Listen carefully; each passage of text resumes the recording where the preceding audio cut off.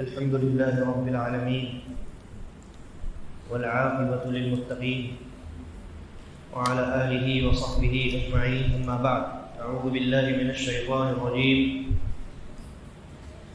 وإذ قال إبراهيم رب اجعل هذا بلدا آمنا وارزق أهله من الثمرات من آمن منهم بالله واليوم الآخر قال ومن كفر فأمتعه قليلا ثم أضطره إلى عذاب النار وبئس المصير.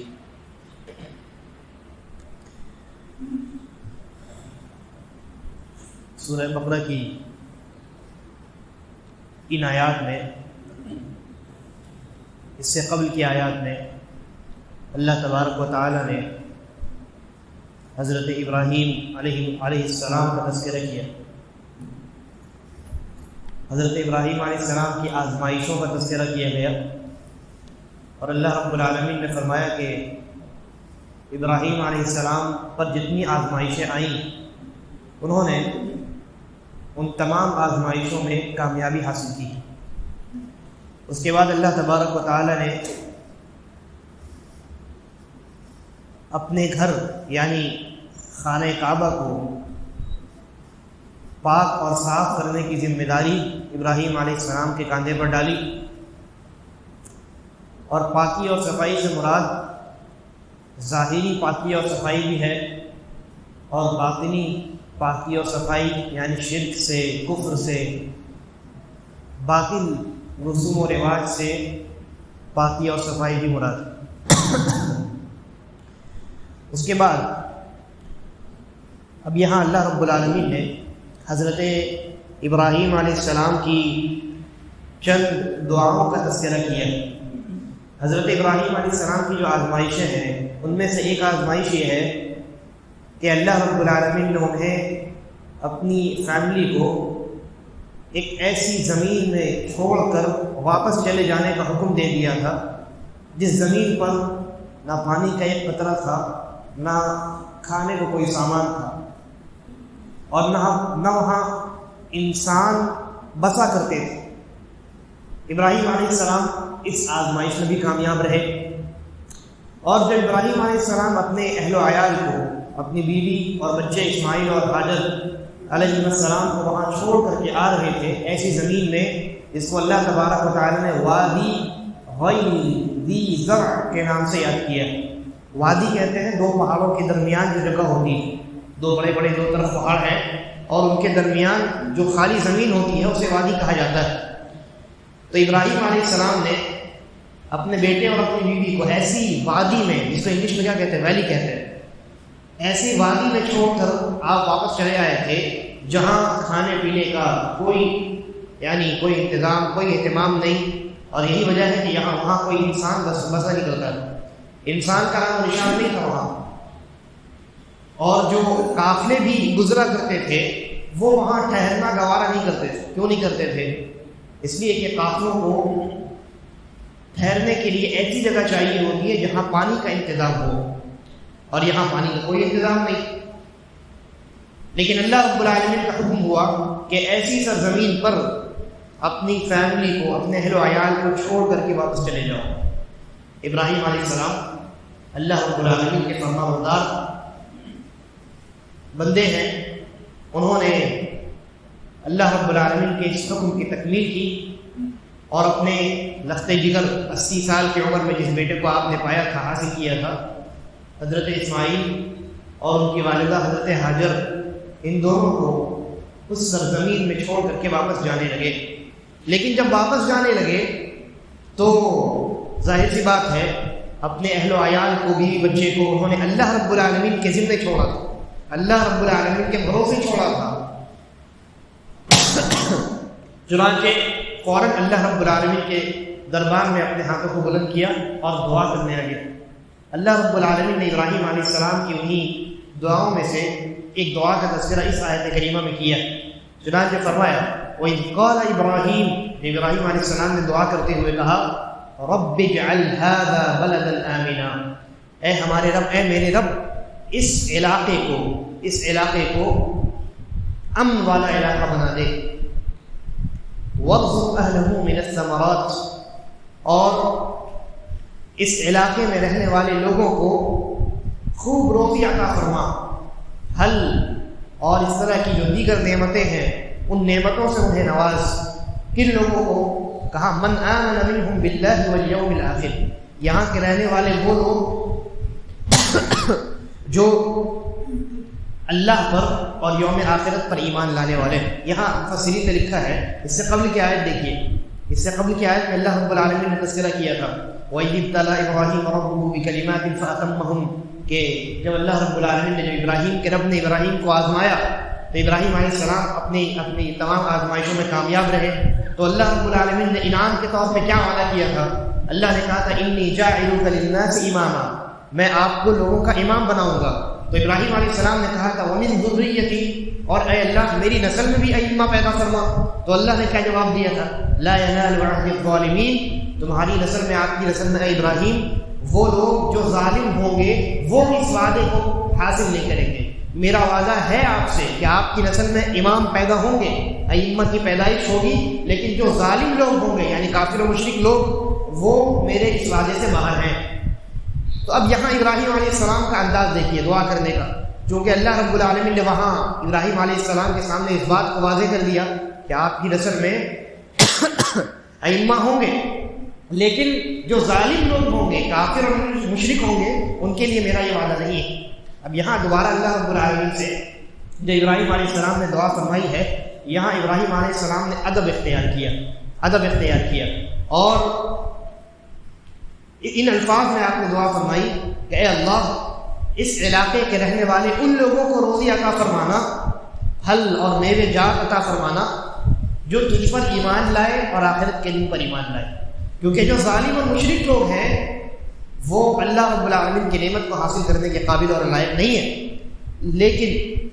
لیکن روزی کا جہاں تک معاملہ ہے، روزی کا اللہ رب العالمین نے تمام مخلوقات سے وعدہ کیا ہے، چاہے وہ کافر انسان ہو یا مشرک انسان ہو یا مسلمان اور موحد ہو، بلکہ انسان کے علاوہ جتنے حیوان ہیں، جتنی مخلوقات ہیں، اللہ تبارک و تعالیٰ نے ان تمام کی روزی کا وعدہ فرمایا ہے۔ ابراہیم علیہ السلام نے اپنی دعا میں ادب اختیار کیا، لیکن اللہ تبارک و تعالیٰ نے کیا فرمایا؟ قال ومن كفر فأمتعه قليلا، اللہ رب العالمین نے کہا آپ کی دعا قبول کی گئی، اس علاقے کو امن والا علاقہ بنا دیا جائے گا، اور اس علاقے کے رہنے والے مومنین اور مسلمین جو ہوں گے، جو اللہ پر اور آخرت کے دن پر ایمان رکھنے والے لوگ ہیں، انہیں روزی عطا کی جائے گی۔ اللہ نے کہا آپ کی دعا قبول ہو گئی۔ اس کے بعد فرمایا ومن کفر، لیکن جو کافر لوگ ہوں گے، جو انکار کریں گے اللہ رب العالمین کا، فَأُمَتِّعُهُ قَلِيلًا، تو ہم انہیں بھی تھوڑا سا سامان ضرور دیں گے، انہیں بھی تھوڑا سا فائدہ ضرور پہنچائیں گے، اس لیے کہ روزی کا وعدہ اللہ رب العالمین نے ہر انسان سے، ہر مخلوق سے کیا، چاہے وہ مسلمان ہو یا کافر ہو۔ دنیا میں آپ دیکھیں مسلمانوں کو بھی روزی ملتی ہے، کفار کو بھی ملتی ہے، یہ اللہ کے اس وعدے کی وجہ سے۔ قرآن میں اللہ نے کہا وَمَا مِن دَابَّةٍ فِي الْأَرْضِ إِلَّا عَلَى اللَّهِ رِزْقُهَا، کہ زمین میں جتنی جانیں ہیں اور جتنے چوپائے ہیں ان میں تمام کی تمام چیزیں شامل، انسان بھی ہو حیوان بھی، ان تمام کی روزی کی ذمہ داری اللہ رب العالمین نے لے رکھی۔ تو اللہ رب العالمین نے کہا وَمَن كَفَرَ فَأُمَتِّعُهُ قَلِيلًا، جو مومن ہیں انہیں تو روزی ملے گی، اور جہاں تک کافروں کی بات ہے انہیں بھی ہم تھوڑا سا انعام ان کے لیے بھی ہے، اور انہیں بھی ہم تھوڑا سا فائدہ پہنچائیں گے، لیکن وہ فائدہ قلیل ہوگا، ان کی دنیاوی زندگی آخرت والی عذاب والی زندگی کے سامنے بہت قلیل ہے، اور دنیا کی تمام نعمتیں آخرت کے عذاب کے سامنے کچھ نہیں ہیں۔ تو انہیں جو روزی دی جائے گی دنیا کے اندر وہ بہت تھوڑی ہوگی، بہت قلیل ہوگی۔ اس کے بعد کہا ثم اضطره الى عذاب النار، پھر اس کے بعد ایسے لوگوں کو ہم بے بس کر کے جہنم کے اندر داخل کریں گے، وبئس المصیر، اور جہنم بہت برا ٹھکانہ ہے۔ اس کے بعد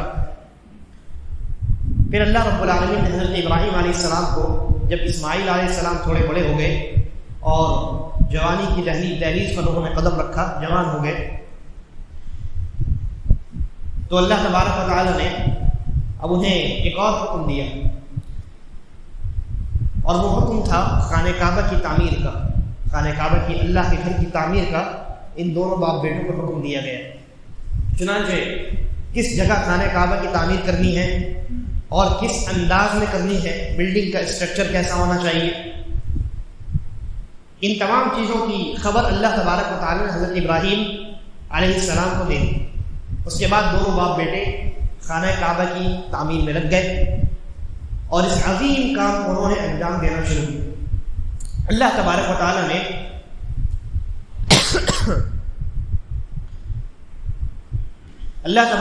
نے جب یہ دونوں باپ بیٹے خانہ کعبہ کی تعمیر کر رہے تھے اس وقت ان کی کیا کیفیت تھی اس کو بیان فرمایا ہے۔ چنانچہ ارشاد فرمایا وَإِذْ يَرْفَعُ إِبْرَاهِيمُ الْقَوَاعِدَ مِنَ الْبَيْتِ وَإِسْمَاعِيلُ، جب خانہ کعبہ اللہ کے گھر کی دیواروں کو ابراہیم اور اسماعیل علیہ السلام بلند کر رہے تھے۔ اور ایک اور بات بتاؤں، اس آیت میں وَإِذْ يَرْفَعُ ابراہیم جو ہے، ابراہیم کو قراء نے دو طریقے سے پڑھا ہے، ایک ابراہیم اور ایک ابراہام، تو اس آیت کو ایسے بھی پڑھا جا سکتا ہے وَإِذْ يَرْفَعُ إِبْرَاهِيمُ وَإِذْ يَرْفَعُ إِبْرَاهَامُ الْقَوَاعِدَ، ابراہیم اور ابراہام یہ دو قراءتیں ہیں ابراہیم علیہ السلام کے نام کو پڑھنے کے لیے۔ تو اللہ نے کہا کہ جب ابراہیم اور اسماعیل علیہ السلام خانہ کعبہ کی دیواروں کو بلند کر رہے تھے تو وہ اپنی زبان سے یہ کہہ رہے تھے ربنا تقبل منا، اے ہمارے رب ہم سے اس عظیم عبادت کو قبول کر لے، انک انت السمیع العلیم، اس لیے کہ تو سننے والا ہے اور جاننے والا ہے، ہمارے حالات سے تو اچھی طریقے سے واقف ہے، جاننے والا ہے، اور تو ہماری دعاؤں کو سننے والا ہے، لہذا ہماری دعا کو قبول فرما اور ہماری اس عبادت کو شرف قبولیت بخش۔ یہ ابراہیم اور اسماعیل علیہ السلام کی دعا ہے۔ اتنی عظیم عبادت کو انجام دیتے وقت ان کے دل میں فخر اور غرور نام کی کوئی چیز نہیں ہے۔ آج انسان ایک مسجد تعمیر کرتا ہے، تعمیر چھوڑ دیجیے، مسجد میں ایک تھوڑا سا مال اگر خرچ کر دیتا ہے تو سمجھتا ہے کہ مسجد میری جاگیر ہے، یا کسی مدرسے میں اگر اس کا کوئی حصہ ہوتا ہے، اس نے کہیں مدد کی ہوتی ہے، کوئی موٹی رقم دی ہوتی، تو انسان عجب پہ، تکبر میں اور غرور میں مبتلا ہو جاتا ہے۔ جبکہ ابراہیم اور اسماعیل علیہ السلام نے خانہ کعبہ کی تعمیر فرمائی صرف دونوں باپ بیٹے اکیلے مل کر کے، اور یہ کام انہوں نے اللہ رب العالمین کے حکم پر کیا ہے، تو قبول نہ ہونے کا تو کوئی خدشہ ہی نہیں ہے۔ لیکن اس کے باوجود یہ انبیانہ صفت ہے، یہ مومنانہ صفت ہے کہ نیک عمل کو انجام دینے کے بعد مومن اس عمل کی قبولیت کے لیے بھی اللہ رب العالمین سے دعا کرتا ہے۔ تو انہوں نے یہ دعا فرمائی ربنا تقبل منا انک انت السمیع العلیم، اے ہمارے رب ہم سے اس عبادت کو قبول فرما لے، اس لیے کہ تو سننے والا ہے دعاؤں کو اور ہماری حالتوں کو جاننے والا ہے، ہماری دل کی حالتوں سے بھی تو اچھی طریقے سے واقف ہے۔ اور اس کے علاوہ اس کے بعد ابراہیم علیہ اسماعیل علیہ السلام نے مزید دعائیں فرمائی۔ دوسری دعا، یہ پہلی دعا ہو گئی خانہ کعبہ کی تعمیر کے وقت ان کی پہلی دعا یہ ہو گئی، اور دوسری دعا کہا ربنا واجعلنا مسلمین لک، اے ہمارے رب ہم دونوں باپ بیٹوں کو اپنا فرما بردار بنا کر کے رکھ۔ اب یہاں سوال یہ ہے کہ دونوں باپ بیٹے تو فرما بردار تھے، تو اس دعا کا کیا مطلب ہے؟ اس دعا کا مطلب یہ ہے کہ جس طریقے سے ہم دونوں تیری فرما برداری میں خانہ کعبہ کی تعمیر کر رہے ہیں اور تیرے فرما بردار ابھی اس وقت ہیں، تا حیات اور موت تک ہم دونوں کو اسی فرما برداری پر قائم و دائم رکھ۔ یہ معنی ہے۔ دیکھیے دونوں کے دونوں نبی ہیں، ابراہیم اور اسماعیل علیہ السلام دونوں کے دونوں نبی ہیں، لیکن ان کا نبی ہونا انہیں دعا کرنے سے نہیں روک رہا ہے، دعا کرنے سے نہیں روک رہا۔ ان کا نبی ہونا، ان کا رسول ہونا، خلیل الرحمن ہونا، ذبیح اللہ ہونا انہیں اللہ رب العالمین سے دعا کرنے سے نہیں روکتا ہے۔ تو ہم اللہ رب العالمین کے تو ویسے ہی بہت بڑے گنہگار ہیں اور اللہ کی فرما برداری میں بہت کوتاہ ہیں، ہمیں کتنا اہتمام کے ساتھ اللہ رب العالمین سے دعائیں کرنی چاہیے۔ تو ان دونوں نے دعائیں کی ربنا واجعلنا مسلمین لک، اے ہمارے رب ہم دونوں کو اپنا فرما بردار بنا کر کے رکھ، ومن ذریتنا امۃ مسلمۃ لک، اور اے ہمارے رب ان دونوں نے دعا فرمائی اے ہمارے رب ہماری ذریت میں، ہماری نسل میں ایک ایسی قوم پیدا فرما جو تیری فرما بردار ہو۔ امۃ مسلمۃ، امہ قوم کو کہتے ہیں، جماعت کو کہتے ہیں، اور مسلمہ فرما بردار قوم۔ اور فرما بردار قوم یا امت سے کون سی امت مراد ہے؟ یہی امت مراد ہے۔ امت محمدیہ صلی اللہ علیہ وسلم. تو ان دونوں نے دعا فرمائی تھی، ان دونوں نے یہ دعا فرمائی تھی کہ اے اللہ ہماری ذریت سے، ہماری نسل سے ایک ایسی امت پیدا فرما جو تیری فرما بردار ہو، جو امت مسلمہ ہو، جو امت مسلمہ ہو. اور یہاں امت مسلمہ سے مراد یہودی اور نصرانی اس لیے نہیں ہے کیونکہ وہ دونوں حضرت اسحاق علیہ السلام کی نسل سے ہیں، جبکہ امت محمدیہ میں جو نبی آئے محمد رسول اللہ صلی اللہ علیہ وسلم، آپ اکیلے وہ نبی ہیں جو حضرت اسماعیل علیہ السلام کی نسل سے پیدا ہوئے، نسل میں پیدا ہوئے. اور یہ دعا حضرت اسماعیل کی ہے، نہ کہ حضرت اسحاق کی. بہرحال تو ان دونوں نے دعا فرمائی، اور انہی دونوں بزرگ ہستیوں کی دعا کا نتیجہ ہے کہ اللہ تبارک و تعالیٰ نے آخری امت یعنی امت محمدیہ کو پیدا فرمایا، اور فرمایا وَأَرِنَا مَنَاسِكَنَا، اور اے ہمارے رب ہمیں اپنی عبادتوں کو سکھا، ہم تیری عبادت کس طریقے سے کریں. معلوم ہوا کہ اللہ رب العالمین کی عبادت ویسے ہی کی جائے گی جیسے اللہ نے سکھایا ہے. اللہ کی عبادت اپنی مرضی سے نہیں کی جائے گی، اللہ کی عبادت کرنے کا طریقہ بھی وہی قابل قبول ہوگا جو طریقہ خود اللہ تبارک و تعالیٰ نے سکھایا ہے. اپنی جانب سے اگر ہم کسی عمل کو عبادت قرار دے دیں تو وہ عمل قیامت کی صبح تک عبادت نہیں ہو سکتا. اس لیے علماء نے عبادت کے باب میں ایک قاعدہ مقرر کیا ہے. اسی آیت اور اس طرح کی دیگر آیات بہت ساری احادیث کے پیش نظر وہ قاعدہ یہ ہے کہ کوئی عمل اس وقت تک عبادت نہیں بن سکتا جب تک اس عمل کے عبادت ہونے کی دلیل نہ مل جائے. جب تک اس عمل کے عبادت ہونے کی دلیل نہ مل جائے. یعنی اس کا مطلب کیا ہوا؟ اگر کسی عمل کے عبادت ہونے کی دلیل موجود نہیں ہے، دلیل موجود نہ ہونا ہی اس بات کی دلیل ہے کہ وہ عمل عبادت نہیں. بات سمجھنا ہے. کوئی انسان کہے کہ آپ اگر سورۃ الفاتحہ پڑھ کر کے پانی پیجیے گا تو آپ کو ثواب ہوگا، تو اس نے ایک عبادت کا تذکرہ کیا. دیکھنے میں عمل بہت اچھا ہے کہ نہیں؟ آدمی صرف بسم اللہ پڑھتا ہے تو کیا حرج ہے کہ آدمی سورۃ الفاتحہ پڑھ لے اس کے بعد پانی پیے؟ صرف بسم اللہ پڑھ کر کے پانی پیا جاتا ہے، کھانا کھایا جاتا ہے. کوئی آدمی کہے آپ آیت الکرسی پڑھ کر کے کھانا پینا شروع کیجئے، زیادہ برکت والا کام ہے، تو دیکھنے میں تو بہت اچھا معلوم ہوتا ہے. قرآن کریم کی تلاوت کا حکم دیا جا رہا ہے. انسان کہے گا اس میں کیا حرج ہے، اس میں کیا حرج ہے؟ سوال کیا جائے گا اس انسان سے کہ سورۃ الفاتحہ یا آیت الکرسی پڑھ کر کے آپ نے کھانے اور پینے کی شروعات کا جو حکم دیا ہے، آپ اس عمل پر اللہ سے ثواب کی امید رکھتے ہیں کہ نہیں رکھتے ہیں؟ وہ آدمی کہے کہاں رکھتے ہیں، ہے نا؟ یعنی آپ اس عمل کو عبادت سمجھتے ہیں، عبادت سمجھتے ہیں. عبادت، اس عبادت کی یا اس عمل کے عبادت ہونے کی دلیل کہاں ہے؟ یہ اس آدمی سے سوال کیا جائے. اگر قرآن و حدیث سے وہ دلیل پیش کرے کہ ہاں اللہ کے نبی صلی اللہ علیہ وسلم نے کبھی سورۃ الفاتحہ یا آیت الکرسی پڑھ کر کے کھانا اور پینا شروع کیا ہے تو ہم بھی کریں گے کیونکہ یہ عبادت ہے اور عبادت کی دلیل مل گئی. لیکن اگر وہ آدمی کہے کہ نہیں دلیل تو ہمارے پاس نہیں ہے، آپ یہ دلیل دکھائیے کہ ایسا کرنا منع ہے.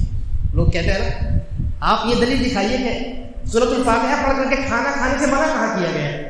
ہم کہتے ہیں اللہ کے نبی صلی اللہ علیہ وسلم کی سنت میں، اللہ کے کلام میں اس بات کا تذکرہ نہ ہونا منع ہونے کی دلیل ہے. عبادت میں تذکرہ نہ ہونا یہ منع ہونے کی دلیل ہے. عبادت میں یہ اصول یاد رکھنا چاہیے. عبادت میں عبادت کرنے کی دلیل دینی پڑتی، نہ کرنے کی دلیل نہیں دینی پڑتی.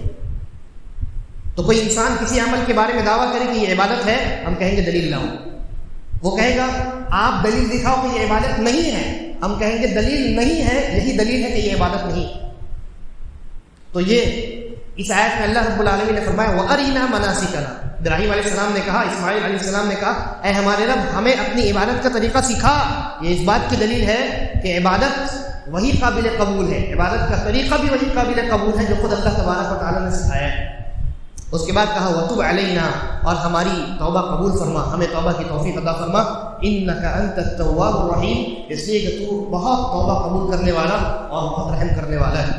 اس کے بعد 3 دعائیں ہو گئی. چوتھی دعا ان دونوں باپ بیٹوں نے جو دعا فرمائی تھی ان میں سے آخری دعا کی یہ ہے، کہا ربنا وابعث فیہم رسولا منہم.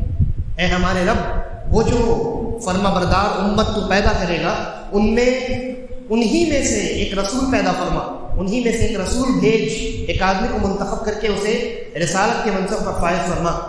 یتلو علیہم آیاتک، جو تیری آیات کی تلاوت فرمائے گا، ویعلمہم الکتاب، اور تیری کتاب کی انہیں تعلیم دے گا، انہیں تیری کتاب سکھائے گا، والحکمہ، اور انہیں حکمت کی تعلیم دے گا، ویزکیہم، اور ان کو پاک اور صاف کرے گا۔ 4 کام اس نبی کے ہوں گے، ایسے نبی کو پیدا فرما، ایسے رسول کو پیدا فرما۔ انک انت العزیز الحکیم، اس لیے کہ تو بڑا غالب اور حکمت والا ہے۔ اس آیت کریمہ میں ان دونوں باپ بیٹا نے در حقیقت جو دعا مانگی ہے، اسی دعا کے نتیجے میں آخری امت بھی پیدا ہوئی، اور آخری امت کے آخری نبی جناب محمد رسول اللہ صلی اللہ علیہ وسلم بھی تشریف لائے۔ میں نے اس سے پہلے 10 منٹ کو روایت بیان فرمائی، نبی اکرم صلی اللہ علیہ وسلم نے فرمایا کہ میں اپنے باپ حضرت ابراہیم علیہ السلام کی دعا، حضرت عیسیٰ علیہ السلام کی بشارت، اور اپنی والدہ حضرت آمنہ کے خواب کا نتیجہ ہوں۔ حضرت ابراہیم اور اسماعیل علیہ السلام نے دعا فرمائی، حضرت عیسیٰ علیہ السلام نے بشارت دی اپنی قوم کو کہ میرے بعد ایک نبی آئے گا، اس کا نام احمد ہوگا، اور حضرت آمنہ نے خواب میں دیکھا تھا کہ ہمارے یہاں ایک بیٹے کی پیدائش ہونے والی، تو نبی اکرم صلی اللہ علیہ وسلم نے فرمایا کہ میں ان تینوں کے، ایک کی دعا، ایک کی بشارت اور ایک کے خواب کا میں نتیجہ ہوں۔ تو ابراہیم اور اسماعیل علیہ السلام نے دعا فرمائی۔ اچھا، یہاں ایک اور نقطہ معلوم ہوا، وہ یہ کہ انسان نیک اعمال کو انجام دے کر، ان نیک اعمال کا حوالہ دے کر کے دعا کر سکتا ہے۔ خانہ کعبہ کی تعمیر کوئی معمولی کام نہیں تھا، بڑا عظیم کام تھا، بڑی عظیم عبادت تھی۔ اس عبادت کو انجام دیتے دیتے دونوں باپ بیٹوں نے اللہ رب العالمین سے دعائیں کی ہیں، گویا انہوں نے اپنی اس عبادت کو اللہ کے سامنے پیش کیا۔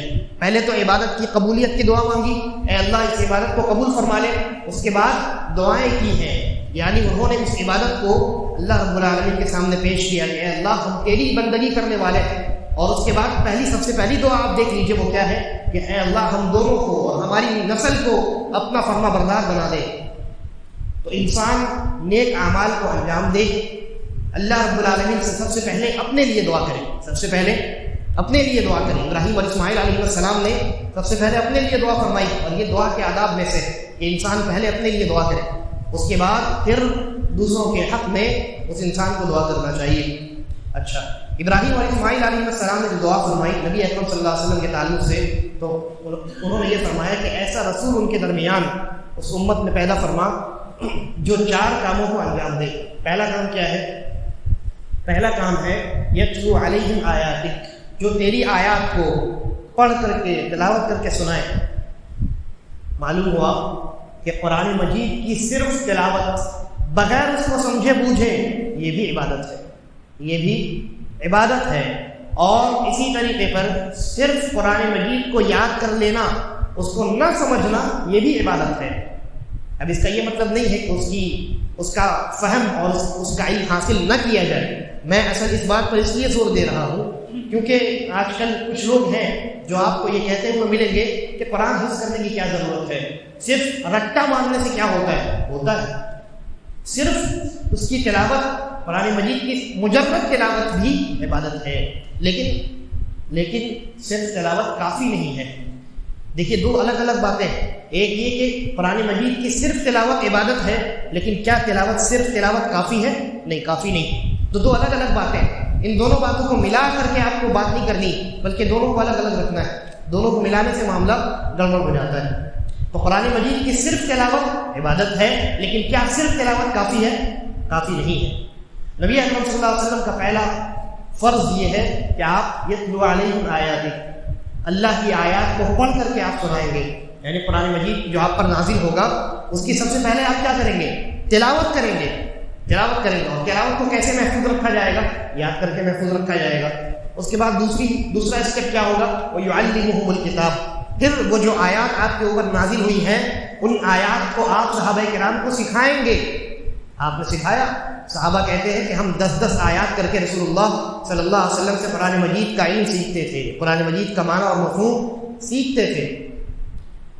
ابھی ایک بات یاد آئی، ایک ویڈیو آیا کہیں سے، ایک کہنے والا کہتا ہے کہ اگر آج کے کسی عربی یہودی کو بیٹھا دیا جائے اور قرآن مجید کی کسی آیت کو اس کے سامنے پیش کر کے اس کا معنی پوچھا جائے، وہ خود انسان عربی ہو لیکن یہودی ہو، مسلمان نہ ہو، تو وہ جو اس آیت کا معنی بیان کرے گا وہ معنی معتبر ہوگا، وہ معنی معتبر ہوگا، ویلڈ ہوگا۔ ہم کہتے ہیں کیسے ویلڈ ہوگا؟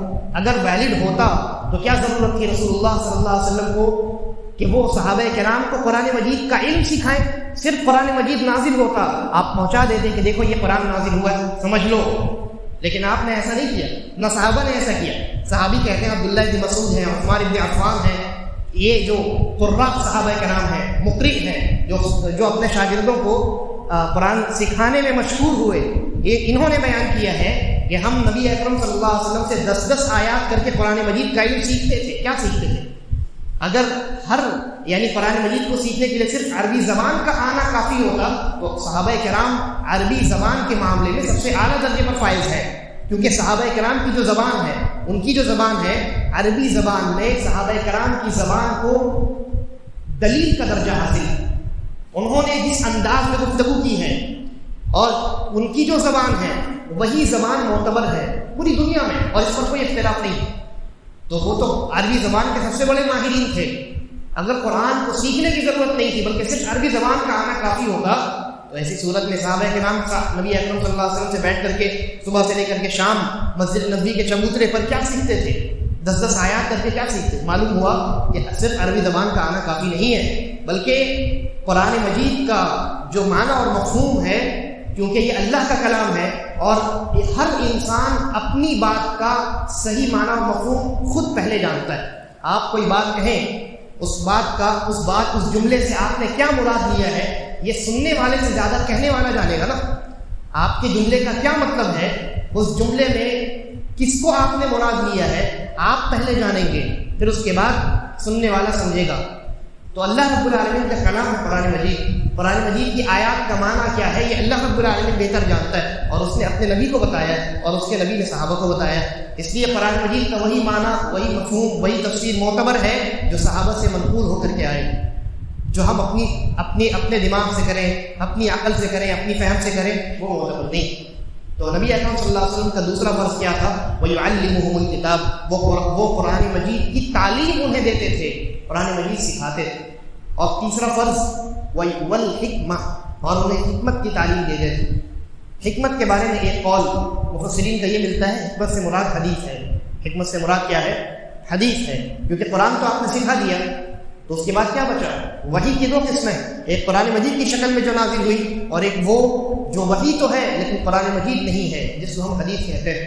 تو حکمت سے مراد بہت سارے مفسرین کی قول کی روشنی میں حدیث ہے۔ تیسرا کام ہو گیا وَيُزَكِّيهِمْ، اور چوتھا کام وَيُزَكِّيهِمْ، کہ نبی اکرم صلی اللہ علیہ وسلم ان مسلمانوں کو پاک اور صاف کریں، ان کا تزکیہ کریں، یعنی ان کے درمیان جو شرک ہے، جو کفر ہے، وہ ان تمام چیزوں کو پاک اور صاف کریں، ان تمام چیزوں کو ختم کریں اور شرک اور کفر سے انہیں محفوظ کریں، اور ان کے اخلاق میں جو بری عادتیں ہیں اور جو برے اخلاق ہیں ان تمام برے اخلاق سے صحابہ کرام بلکہ اس وقت کے معاشرے کو نبی اکرم صلی اللہ علیہ وسلم پاک اور صاف کریں۔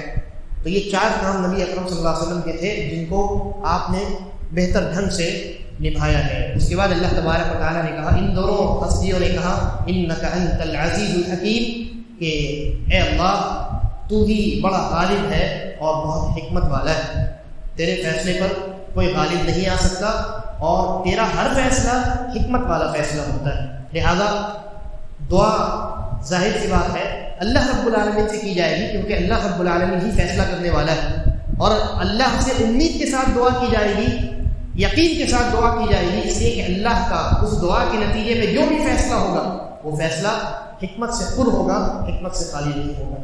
اللہ تبارک و تعالیٰ سے دعا ہے کہ وہ ہمیں قرآن مجید پڑھنے اور اس پر عمل کرنے کی توفیق عطا فرمائے۔